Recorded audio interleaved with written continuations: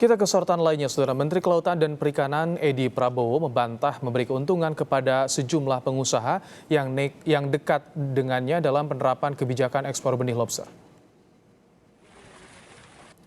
Saat berkunjung ke Situbondo, Jawa Timur, Menteri Kelautan dan Perikanan Edi Prabowo menjelaskan semua perusahaan yang mendapat izin ekspor benih lobster telah mengikuti prosedur sesuai aturan yang telah diberlakukan.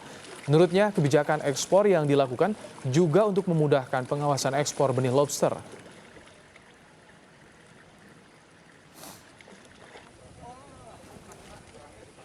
Pengawasannya diikutin nggak? Dicek saja, saya nggak mau menjawab dan saya nggak mau berdebat.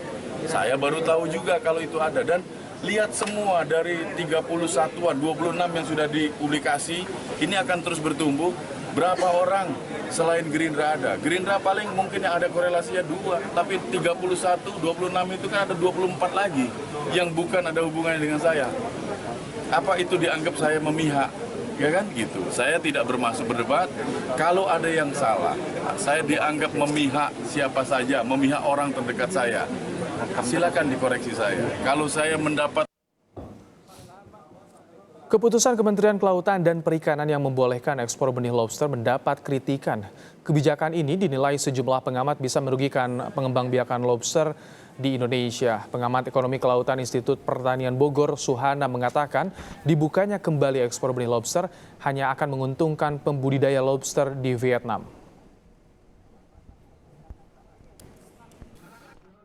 Vietnam di pasar internasional akan semakin meningkat.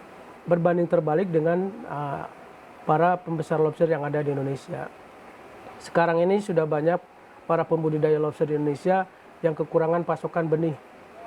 Karena hampir sebagian besar benih tersedot oleh eksportir untuk diekspor ke Cina. Selain itu juga ekspor benih ke Vietnam ini adalah salah satu yang kontradiktif dengan rencana pemerintah mengembangkan pembesaran lobster di Indonesia. Karena jelas bahwa daya saing ketika Indonesia berbarengan mengekspor benih ke Vietnam, maka daya saing Vietnam akan jauh lebih tinggi dibanding dengan Indonesia. Perlu diketahui bahwa